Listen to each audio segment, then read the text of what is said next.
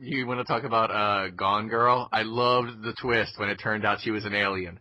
God, that was so great. And then, like, everyone just started, like, vomiting up blood, and all the aliens came down. I can understand why everyone's saying, don't spoil it for everyone because of the aliens. But it wasn't nearly as cool as the part where Ben Affleck invented Christianity. oh my God, that was so weird. It came completely out of left field if you weren't paying attention, but if you were paying attention, you would have noticed an obvious, but still somehow subtle Christ allegory. Yeah. I heard they changed it from the book. Yeah, oh, it's very different, especially the aliens. Yeah. The aliens are new. There are not as many pages. You're an asshole, Johnny.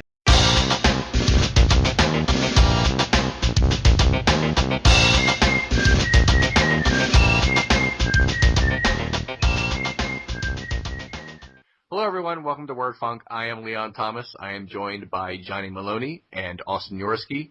We have some things to talk about tonight, so we're going to just jump right in. Austin, do it. Do the thing. Do it. Just no transition, no segue at all? No. It's like, speaking of things, here's Austin. Just raw as fuck podcasting. All right. That was from Austin is a thing. We've talked previously. I'm not even going to acknowledge Johnny from now on. There's a new rule in this podcast. Don't acknowledge Johnny. We've talked before about Twin Peaks on this show, and it's been established that Johnny and I both enjoy it, and Leon has not seen it. Yeah. Which is ridiculous because he calls himself a David Lynch fan. Yeah. I know your story. I know your type, Thomas. I'll explain why I haven't seen Twin Peaks yet, but only after Austin explains what's happening. Oh, okay. Just give me all the responsibility. So David Lynch just on Twitter just basically confirmed they're making a season 3. It's going to be, I guess, 9 episodes, all directed and written by him. And it's written by both of them. Frost and Lynch are going to share the writing duties. But yeah, David Lynch. He's involved. He's going to direct all 9. And they're a continuation of the original series. It's not like a reboot or anything. Some people were worried about that, but it seems to be. It'll take, I guess, 25 years later or whatever. Which is weird because at the end of the series, episode. Laura Palmer's all like, I'll see you in 25 years. Which is weird. I know. Collusion. Conspiracy. Spoilers. Twin Peaks Gate. Hashtag. Leon, why haven't... Leon, that doesn't spoil a thing. I am just messing. It's like, you don't even... Yeah, it's nonsense. You don't even. Okay. Why haven't you seen Twin Peaks, Leon? Okay. What's your deal, man? When I was getting into David Lynch a few years back, and I think the first thing I saw from him was Lost Highway. I just found a VHS of it at a store, which really dates this explanation. And I watched it, and I was like, I don't understand what happened, but that was so cool. I'm so into this now. And I started watching all his other movies, like Wild at Heart, and which has some of my favorite lines ever. Yeah, it's Nicolas Cage in a David Lynch film. It's just you can't go wrong. Oh, and obviously, if you've been paying attention to my blip or to Channel Awesome and Nerdvice lately, you'll know that I am like balls deep in Mulholland Drive. It's one of my favorite movies, and I'm making basically a feature-length documentary about it. It's going to be longer than the actual fucking movie. No, and I only recently saw Eraserhead, but the reason I've seen almost everything he's done, but the reason I've been hesitant to watch Twin Peaks and the movie that came from it, Fire Walk with Me, is because Inland Empire, his most recent feature film, came out a long time ago. It was I think it was 2006. If I'm wrong, I'll correct myself later. But that in post. Yeah, basically. I'll edit it out. But yeah, it came out in 2004. Subtle. Just that neat little voice clip. I would love that. It's a while. The point is, it's been a very long time since his last feature film, and in fact, since now he's dedicated to a television series, or at least 9 episodes of a television series for the next couple of years. It's going to be even longer, which is fine. I'm still very excited about this. I'm not at all. But he did direct a 16-minute commercial about a handbag. Yes, And he has been a guest voice on the Cleveland show, and that's great and everything. Wait, have you guys been following his musical career? He has been doing music as well, but I haven't really checked it out. But that sounds like a joke, but I've actually listened to his music. The point is, he's been doing lots of stuff the last few years. He's got a line of coffee now, too. Okay, I'm going to try to finish my thought here. I'm sorry. I'm trying to get my head around this. Oh, yeah, this is what I was trying to say. My favorite directors, most of them are dead, and David Lynch is still alive, but it seems... That sounds like a threat. But it seems like for the longest time that David Lynch, who is not a young man anymore, is kind of, I just thought he might be done and that he's made his last movie. And I figured, if I watch Twin Peaks and the Twin Peaks movie right now and finally get around to seeing Dune, which I have no real interest in, but I guess I'll have to at some point.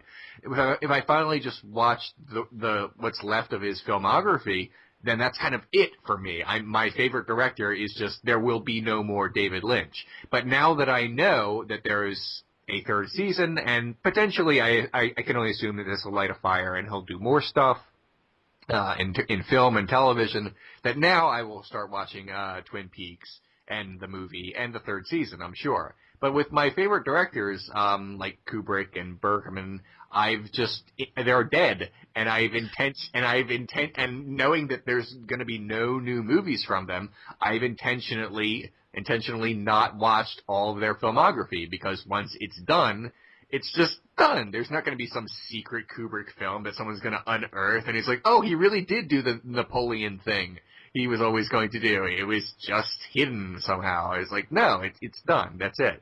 I don't want to watch Eyes Wide Shut just yet, or Spartacus just yet, because once I do, I'm almost done.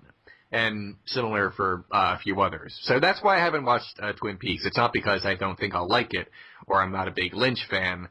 I was sad when I thought that this might be the last thing I watched from him. But it won't be, apparently. Yeah. I'm sorry to tell you this, Leon. Yeah? The second season of Twin Peaks isn't very good. I don't care. I guess I'm segueing into this discussion because it's got some there's goodness in it. I'm still gonna watch it. You gotta give it up for Dick Tremaine. As soon as Heather Graham shows up, it's over, as far as I'm concerned. But yeah. And here's how little I've like purposefully avoided spoilers for Twin Peaks so much. I didn't even know Heather Graham was in it. So that's how little I know about it. All I know about the show is it's weird, and David Duchovny and Kyle MacLachlan are in it, and the owls are not what they seem. Because I just couldn't escape that line. It's just too much in popular culture. But beyond that, and the parody on, I believe, Tiny Toon Adventures, I know nothing about Twin Peaks. What about the parody on Psych? That's a good episode. I didn't watch watch What about Psych. the parody in The Simpsons? I didn't watch. Well, oh yeah, I remember Homer was sitting on a couch and Twin Peaks was on, and he says, "I have no idea what's going on." There was also the episode where Burns got shot, and Lisa was giving the chief. Oh yeah. We got a really easy way to shorten this conversation. Yeah. What about the parody that everything ever has ever done on Twin Peaks? and also just Deadly Premonition, all of it. Yeah. I've played. It's weird that I've played Deadly Premonition and I have yet to see Twin Peaks. So, and I played Alan Wake, which is also apparently slightly inspired by it too. Yeah. It's definitely got elements of homage. Yeah. The first season's super good, and it's definitely worth a watch. I like it. I'm glad there's more. I will definitely watch it. But, I mean, anything with David Lynch is just kind of an experience. Yeah. For better or worse. Okay. That is the thing, actually, is that I'm excited that I'm going to get new Twin Peaks. That excites me, because, I mean, obviously, without giving anything away, it ended a little abruptly. Which is why the movie came along, because everybody was like, what's the deal? And the movie has Chris Isaac and Kiefer Sutherland and David Bowie. And I think it would be great if Kiefer Sutherland came back and we discovered that his character was actually Jack Bauer. No, I wouldn't like that at all. But I'm honestly more excited about David Lynch directing something again. Yeah. than I am excited about David Lynch directing Twin Peaks. Yeah. Even though I'm like pleased as punch that Twin Peaks is coming back. I'm like, that floats several of my boats that I keep for very specific flotation situations. Okay. Well, thank you for that. Any other thoughts on Twin Peaks or Lynch before we move on to my topic, basically? I want James Hurley back. No, worst character ever. I know, but that's the reason why I want him back. Just, Johnny. I want a middle-aged James Hurley with that hurt puppy dog look on his face, that wounded, like, emotional teenager bullshit on a grown man. Like, Johnny, I want that so bad. And I especially want it to be directed by David Lynch, because I think he could make that hilarious. Oh, Leon. Next topic. Do it. Okay. Just you and I. Come on, sing along, Austin.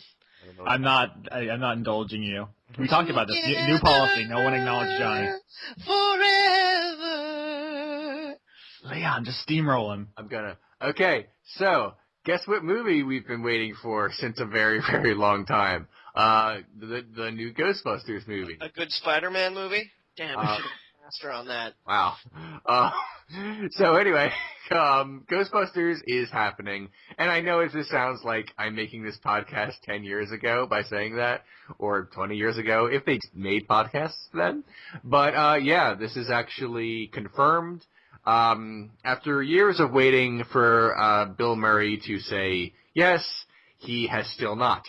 And after years of waiting for Dan Aykroyd and Harold Ramis to all just make it themselves, they can't, because Dan Aykroyd is crazy and Harold Ramis unfortunately passed away. So, basically what we have is a completely new director and writer, and I know I'm going to pronounce his name wrong, but I want to say Paul Feig. I know I'm saying that wrong. You're on your own. Yeah, neither of us are going to correct you. Once again, in post, just add the correct pronunciation. Yes, I will. So there's going to be a new Ghostbusters, and I'm excited because I liked Ghostbusters, and I actually kind of liked Ghostbusters 2 to a lesser extent. And what the interesting thing about it, besides the fact that Ghostbusters is coming back, which alone is amazing, it is going to be written and directed by, like I said, the director's name, who I can't pronounce. He wrote or directed Bridesmaids and The Heat, and he is going to make the new Ghostbusters all-star women. Like, the main characters are going to be women as opposed to 4 dudes like last time. So, I guess the only relevant actor who would actually want to do Ghostbusters now, not Dan Aykroyd, would be Zed Moore. So maybe he could show up, but beyond that, he could be the nerdy secretary.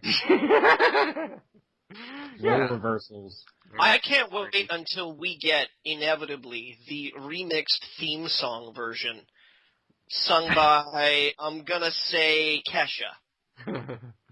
But yeah, I mean, this could be good. I mean, I don't know who's gonna star in it except that they are female. But I've been actually trying to think about this since they announced. I mean, it's been talked about for a while, but since it was confirmed earlier today, and it's come to my attention that I don't know any modern celebrities. I'm so out of the loop. I don't know any of these people that are being thrown around. Well, there's some thought that it might be Melissa McCarthy since she was in Bridesmaids and The Heat. I recently watched The Heat. Honestly, it was not a good movie, but she was good in it. So maybe she'll be in it. I don't know specifically who's being asked to do it, but that is the one person that they said is probably likely. I don't know, guys. I'm just saying I feel old. I'm not in touch. I don't know any of the bands that are cool now. I don't know any of the celebrities. It's past my time. Wait until you're in your 30s like us. It's just gonna get worse. Do you guys keep up with all the hip kids? My wife keeps me informed about who's cool, because she's younger than me, and she just follows this kind of thing. So I learn it by accident. But in general, I'm not super with it in terms of the music, but in terms of actors, I mean a little, since I watch movies. I feel like people should know that about me by now, I guess. I have trouble. This entire podcast is just viral marketing for Renegade Cut. It is. Watch my new Mulholland Drive thing as I talk about movies that the kids like. Sorry, Johnny. No, that's fine. I was just going to say that I have trouble remembering that gravity is a thing when I get out of bed in the morning. So, no, I don't really pay attention to... I mean, I pay attention to, like, my own kind of music things, but... Doesn't Canada have its entire own set of people, though? Don't you guys have your own celebrities and whatnot? All your socialism music and whatnot? Socialist music, like Broken Social Scene? See, that's a thing I've heard of, but I don't know any good jokes to go along with that, so... Arcade Fire's kind of Canadian. Wait, aren't they? Are part of them Canadian, but part of them aren't? They're based in Montreal. Oh. Wasn't one of them born in Haiti? Something like that. They're from everywhere, but like, that wasn't supposed to be funny. They're multicultural, that's all. Yeah, so I don't know. Well, here, I'm going to spring a question on you, completely unprepared. Who would you like? The show is prepared. Yeah, I mean, no, we're pretty much shooting from the hip all the time. But who would you like to see in Ghostbusters 3 as your all-female cast? Who else would you like in there besides Melissa McCarthy, who seems not definite, but almost seems like a lock? I think Tina Fey would be pretty good. Yeah, damn it. Yeah. I was going to say Tina Fey and Amy Poehler are the only funny modern female comedians I know of. They're the only ones you know. Well, I don't know any males, so they're winners. I recently started watching Parks and Recreation. Amy Poehler is actually great. I would like to see her as like the leader of the group, and Melissa McCarthy also in there. I really like comedian Maria Bamford. I'd really like to see her in this movie, but she doesn't do a lot of movies. She mostly just does stand up. But that's Whitney Cummings could probably do a good job. Which one is that? Whitney Cummings. She's yeah, long dark hair. She had a very short sitcom run a little while ago called Whitney, oddly, as if like what else are you gonna call it? Who else, man? Who else? I can't remember her name, but she played Kelly on The Office. She was funny. This is a bunch of us just naming random women now. Yeah, this is pretty embarrassing, guys. You know who's funny and also a woman. You know who's not funny? Us. Amazing. Yeah, Let's go. Yeah. Bunch of really unfunny dudes here. We would never pass as Kristen Wiig. No. You know what Kristen Wiig? I'm not thinking. I didn't mean. I'm sorry. Like Christ. No. I know. You don't like Kristen Wiig? Shawl. Kristen Wiig. No, I'm taking control of this. Kristen Wiig is violently unfunny. I thought she was okay in Bridesmaids. Let's not even go down that road. All right. No, I said Wig, but I actually meant to say Kristen Shaw. I got good. Kristen, and then Wig jumped into my mouth. Isn't she? I know that she played Mel in Flight of the Conchords. She does the voice of one of the kids in Bob's Burgers. Yeah, that's what I was thinking of. Yeah, she's funny. Excuse me. What is that name of that? I'm trying to think of this person. Oh, Schuler. That's her last name. I can't remember. Amy? Her name. Yes, she's funny. That's a name. I don't actually know who that is. Well, together we figured it out. But no, she's Teamwork. hilarious. She's great. We formed our knowledge like Voltron. It was magical. Okay. All right, I know we're. There's lots of funny women who could be in this. Is the point? Is there? I feel like instantly there's going to be backlash from idiots who say, "Oh, it's going to be women in it." It's not even worth like getting mad about those idiots. It's like I don't understand. Like those people are always going to exist. Like I'm not even wasting brain cells on being upset about that. It's like you get mad all day that the KKK still exists. Like Allison Brie. Sorry, I'm still on this.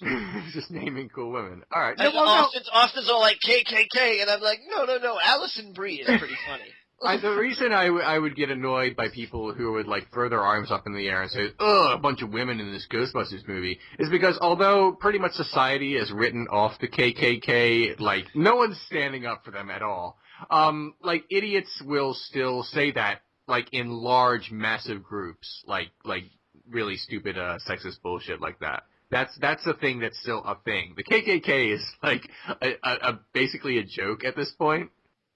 Let's get Ghostbusters 3 to star all the female women from Friends.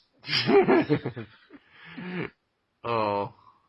This is just topic whiplash here. Oh. Hey, I have a question, and because you mentioned Friends, and again, No, I don't have any. Don't rub it in. no, the reason I'm thinking about this is I was in the supermarket the other day, and I saw a magazine cover, and Jennifer Aniston was on the cover of it. And then, not long after that, I saw a different magazine, from a different company, I guess, and Jennifer Aniston was also on the cover of that. Is this like the same day, or No, what kind of time frame is this? I don't Was know. it the same store? No. I need more details, The Leon. point is, you just need to understand this. Jennifer Aniston is on a bunch of magazine covers, like, a lot. But the thing is, and I'm not making fun of her because I'm sure she's a very nice person, and I'm sure, you know, she's earned whatever it is she's made. But what I'm trying to say is, what has she been in lately that she would be on all these magazine covers? Because I just, what is like, every time I see her on like these like women's magazines or People or entertainment magazines, I think, what is she doing? Because she's just a John fashion. Mayer. No. I think she's just like a fashion, like style icon person. I don't think it's necessarily her professional work. Oh. Like I think she's just a professional person that people take pictures of and then people buy them. Like, oh, that's weird. I don't know. That's still a thing. I mean, you know, for a long time, that's really all I felt about many a young teen idol, like. I can see you. The gears were grinding there, Johnny. I just, you know, like, that's the thing is that I was trying to come up with a slightly broader brush to paint characters like Paris Hilton, but I was like, young women. That's different, though. Paris Hilton was like known for nothing. I mean, she is in business now. No, but that essentially is what I'm trying to refer is that it's still demonstrative of the fact that people can be famous for being famous. Once people know your name, it's basically open season for you to do whatever you want. What is Jennifer Aniston's staying power, though? Well, I mean, Friends is one of the most popular and like impactful shows of like you know. It was 20 years ago. It's still a thing people know. I mean, she's been in shit since. None of it's good, though. She's just in a bunch of shitty rom-coms or whatever. Yeah, God forbid names last from TV after 20 years. If we had characters like Chuck those fuckers under the bus. Like John Cleese or something like that. That just, you know, I mean, they haven't been in any TV shows in fucking forever, but let's just forget all about him. I'm sorry, but it would be strange if all of a sudden you see, like, Entertainment Weekly and you just see David Schwimmer's face on there smiling into the lens, and it says, it just says, what is David Schwimmer up to these days? And it's like, well, I don't know, but is he in a new movie? And then you open up the article and it says, nothing. He's just David Schwimmer. Remember him? That's what's confusing about it to me, because Jennifer Aniston really hasn't been in any big movies or anything, but she's just constantly on magazine covers, and she's a focus of celebrity rags and things like that. You joke, but wasn't David Schwimmer in Band of Brothers? A while ago. Yeah. But I'm saying that's like one of the most critically acclaimed things ever, and it was like 5-6 years after Friends ended, right? So he was still relevant or more relevant for a while. I want to know what Gary Busey's up to. Gary Busey still does stuff now. Gary Busey's like on reality shows. Jennifer Aniston was in a major movie as like recently as last year. What movie? It's called We're the Millers. I've never seen it. All right, first of all, that was not major. That tanked. And second of all... She was in it, that's the point. What was the last Hollywood release you were in, Leon? That's not the point. But I don't expect to walk into a Walgreens and see me, like, doing some sort of, like, winking into the camera face. Like, hey, everybody, you should know who I am. Like, no. Now I want to see what kind of magazine cover Leon would be on. I want to see that magazine. I want to see, like, the TMZ, like, tabloid mags for podcasting. It'd be like, word funk, fuck, marry, kill, Johnny Leon Austin. And just, like, sexy-ass pictures of us. Absolutely, I'm in. I just want to say one more thing, and then I'll shut up. I don't have anything against Jennifer Aniston. All indications are she's It sounds like you do. This is a hit job, Leon.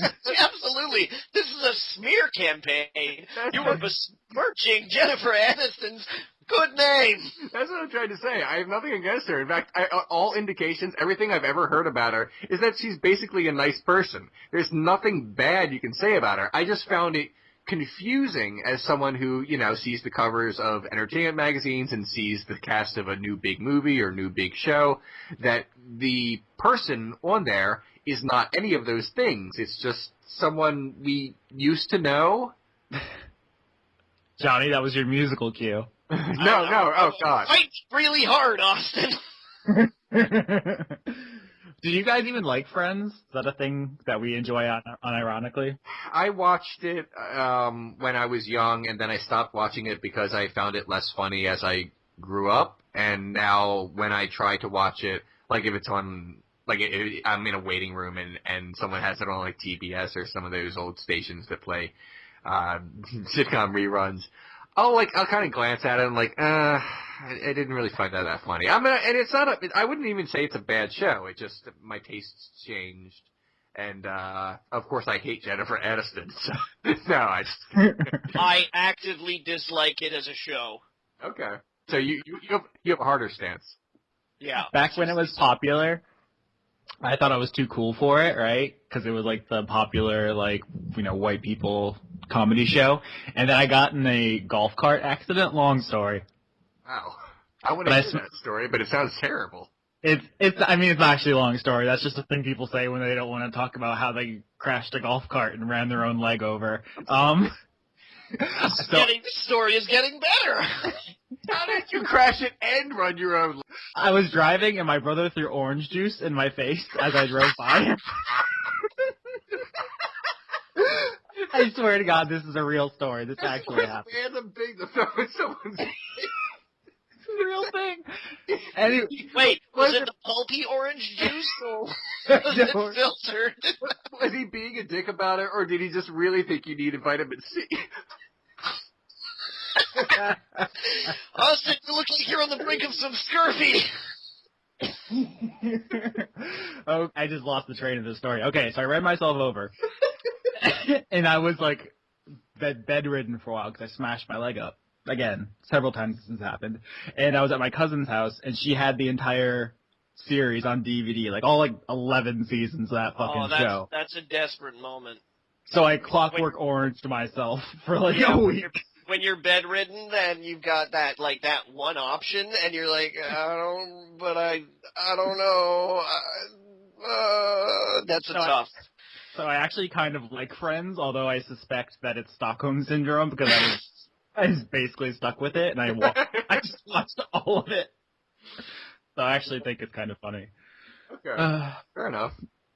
You kind of like it. I have sort of mixed emotions about it, and Johnny wants it to die in a fire. Johnny is just too cool for it. Anti-Friends. So, do you hate it because it's derivative of Seinfeld in the later seasons? No. The thing is, I never watched Seinfeld. It's a great show, but it just never caught on with me. Whenever I sit down and watch an episode of Seinfeld, I'm always amused by it. Yeah. No, what I didn't like about Friends, I didn't like the cast. I didn't like any of the cast at all. None of the characters appealed to me. You don't like Chandler? No, I don't like Chandler. Chandler's the best. I don't like Chandler. I would push Chandler aggressively out of the way if I were trying to get from one place to another and he were milling about in the area. That's really specific. But what has galvanized my dislike for Friends is what happened after it left TV. Insofar as that, like, studios were trying so hard to recapture the magic, and, like, basically the derivative products of Friends being a success has made me like Friends less and less and less.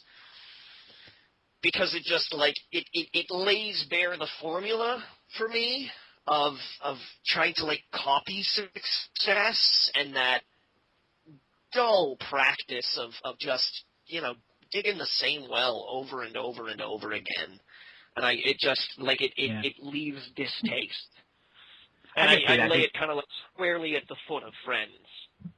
I don't think there are any good, like, sitcoms to come out of the area directly following Friends because everyone was trying to be like them and not successfully. People still are, you know, these comedies about, like, wacky groups of friends who don't really do anything, you know, like they don't have jobs or actual situations that are kind of funny and interesting, you know, like, you know, I was fond of Scrubs because it had a thing, you know. Yeah, I like Scrubs, or the seasons that are good. Not all of them. Yeah, but it had a thing. It was a comedy, but at the same time, stuff was happening. It was like, oh, okay, so, you know, these people live in a world and have jobs and do things, you know. And I like Arrested Development too, because I think that the writing is very clever, but also, you know, it's a thing. It's like they have situations. They have, like, it's an active world. Same with Community. I mean, these people are like are college students, you know. They're not just like, well, we'll have the wacky best friend, and then we'll have the single guy, and then we'll have the womanizer, and then for the women, we're going to have the neurotic one, and then we're going to have the domineering one, and then we're going to have the fresh-faced young one, and then they'll just get up to hijinks. I guess that's kind of how I Met Your Mother is. When I first saw it, I was like, okay, so it's basically Friends again, but I actually liked that show for a while before I gave up on it. Do you guys even... I liked watching Jason Segel. Liked, of course, Neil Patrick Harris. That was it. Okay. Thank you. I stuck with that show. I liked Jason Segel and Allison Hannigan. What were you saying, Leon? I missed your last comment.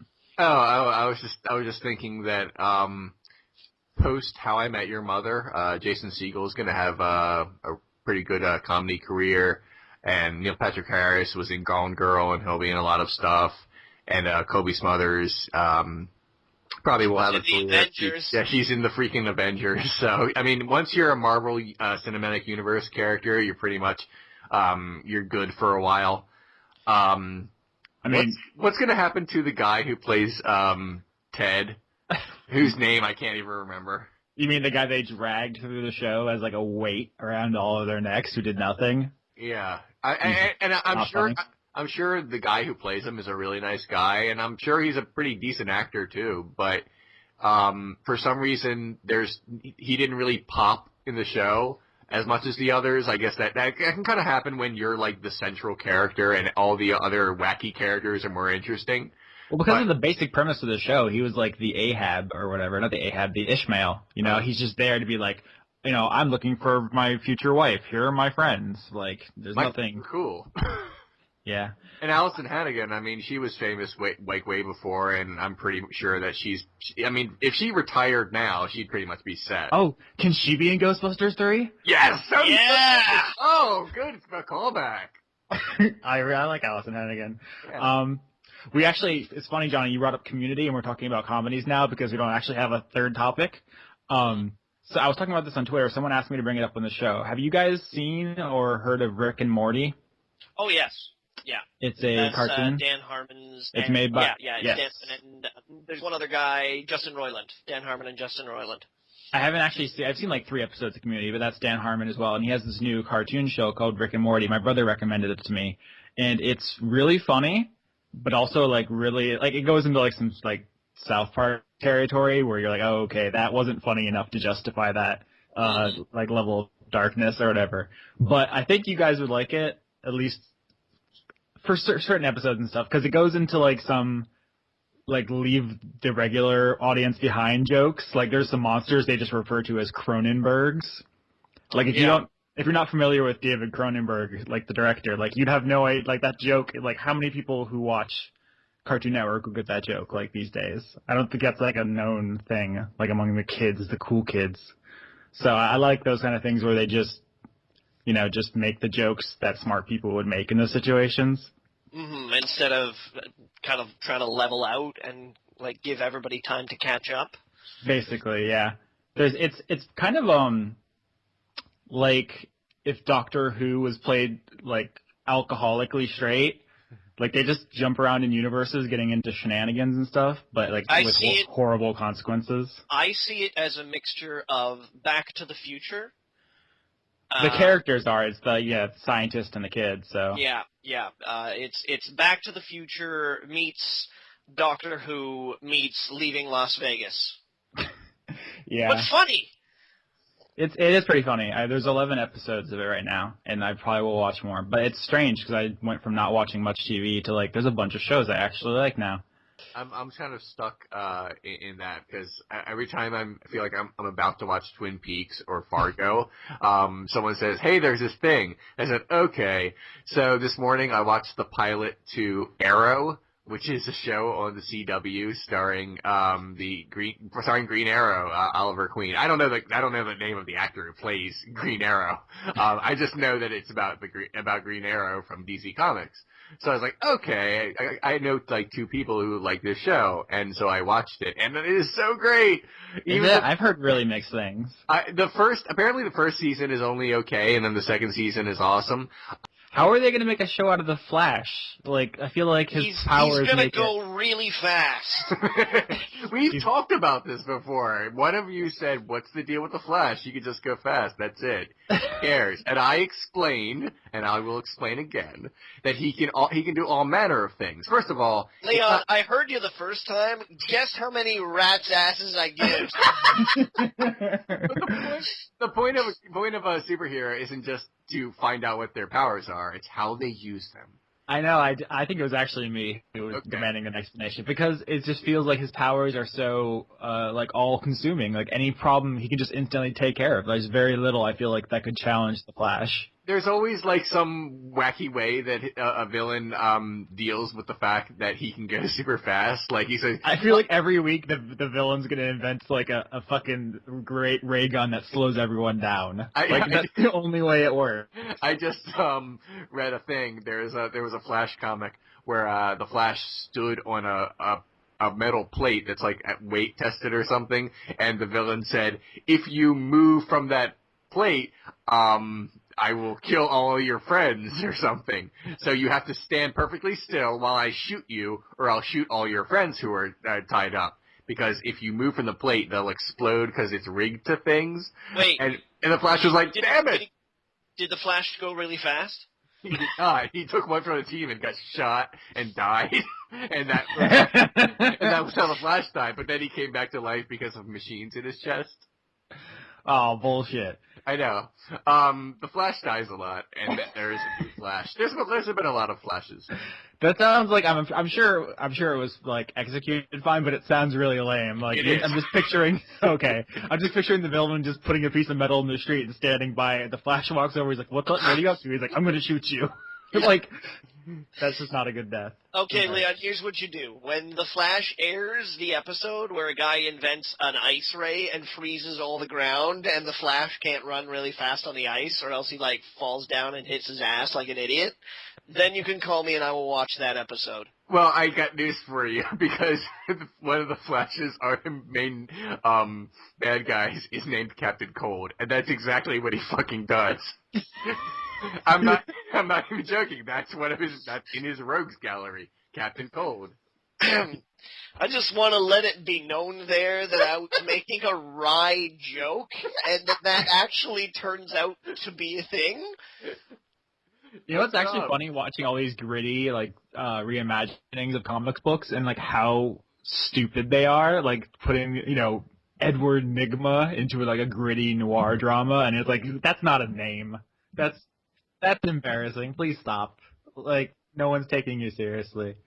I mean, I guess dressing up as a bat should stretch suspension of disbelief to begin with, but I take that in stride. But there's only so many name puns I can deal with.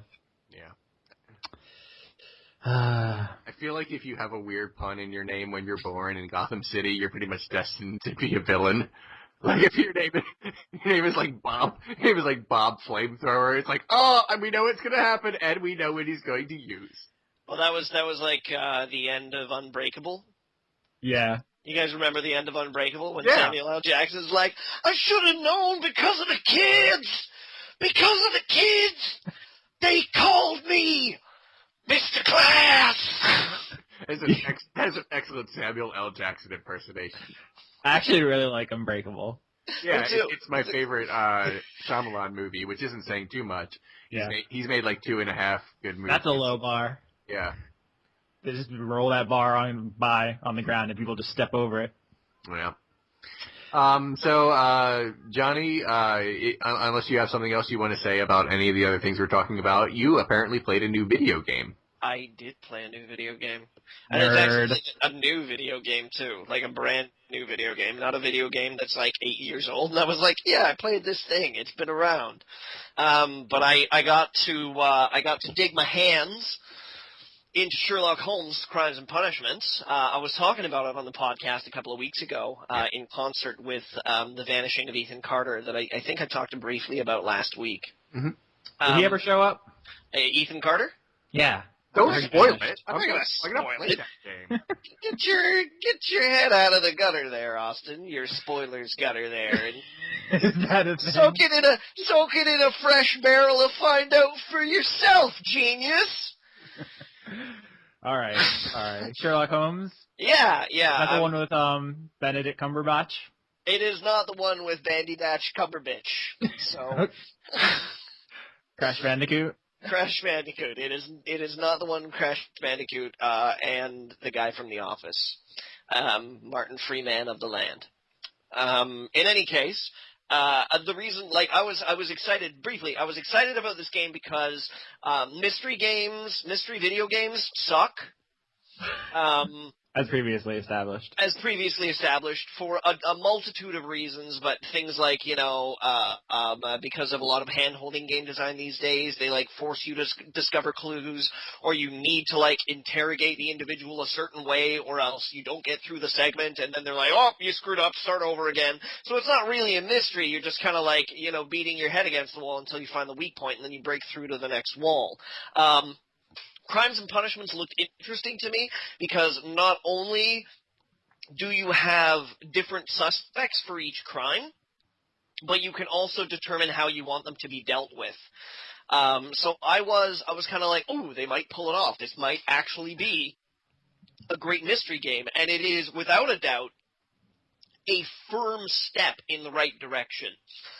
It still suffers from a couple of problems that the Frogware Sherlock Holmes games have done in the past, insofar as that, like, some of their environment design is a little bit underwhelming, some of their character designs are a little hilarious. Like, there's the case that I just finished last night has a real serious tone of Ching Chong in it. And like, when I say Ching Chong, I'm not being like, yeah, there's a Chinese guy. It's like, no, there's like a really ridiculous white guy caricature of a Chinese character. Oh. Isn't that, like, faithful to the source material, though? I suppose it is, but you'd think that you'd have the delicacy to maybe step over that pitfall and be like, maybe if we're actually presenting this in a, like, visual interactive medium, it might be a good idea to not have a character that goes, "Thor, good to meet you, Dr. Holmes." Johnny, I just want you to know that the episode title is almost certainly going to be really Ching Chong. Just as long as it doesn't have quotation marks and then a dash and then my name after it. No, absolutely not. It's just going to have your avatar. They did the racist Chinese episode of the what the hell is his name? The Moffat Sherlock. Yeah. So that feels like it's just a tradition. Like you can't have a Sherlock like adaptation without racism, Chinese racism. Maybe. But it did. I'm just trying to say that it does kind of like fall into the same pitfalls as a lot of those things that come before us. But I really enjoyed it, or I'm really enjoying it. I'm not done it yet. I've solved, I think, 5 cases so far, and they do a lot of things right. Like, in the first place, they don't have some, like, each case is kind of just an individual mystery in and of itself. They're not trying to stretch a mystery in order to fill a whole game length with, like, really ridiculous plot twists and horrid writing or anything like that. Everything is just kind of like an individual little snapshot where it's like, this guy is dead! Who did it? Well, here's this thing, and it was with that dirt over there, and that guy says that he saw this man, and you did it! To jail with you, sir! So it like, the mysteries themselves are kind of constructed in a way where it's sort of like, ooh, okay, like, pay attention, because it's not gonna, what you see now isn't necessarily going to affect you, like, 3 hours down the road in the game, but it's condensed is what I'm trying to say. That's good. 2, they do allow you to choose who you think did it and why. There's this, like, a mesh board, kind of like a collection of synapses is the way they present it, where you'll be given kind of like linchpins, where it's like one character will be like, he didn't do it because there was no bad blood between them, blah, blah, blah. And then you can choose the other one that's like, he was obviously very jealous and when so-and-so came in and took over the archaeological dig or something. And by switching these or choosing these around, and you can change them around during the course of the game according to what evidence you come across, the game will start to paint pictures of like, okay, well then this might have happened, this might have happened, this might have happened. And it doesn't necessarily keep track of all of your clues either. So you'll be presented with a situation at the end where you have all these switches that you have to flip in your brain to be like, I think this happened and this happened and this happened. But you have to rely on notes that you've taken or recall and be like, okay, like, well, what did he say? He said that the notebook that I found at the crime scene was dropped in the pool of blood. So the blood still had to have been wet when it was there, but it wasn't there when the actual violence took place. It seems weird that, these are things that you have to reason out for yourself. And you can select the wrong candidate. Like, you can be like, I think you did it, and it's wrong. The only problem that I'm having so far is that I don't know if there's any consequences to that.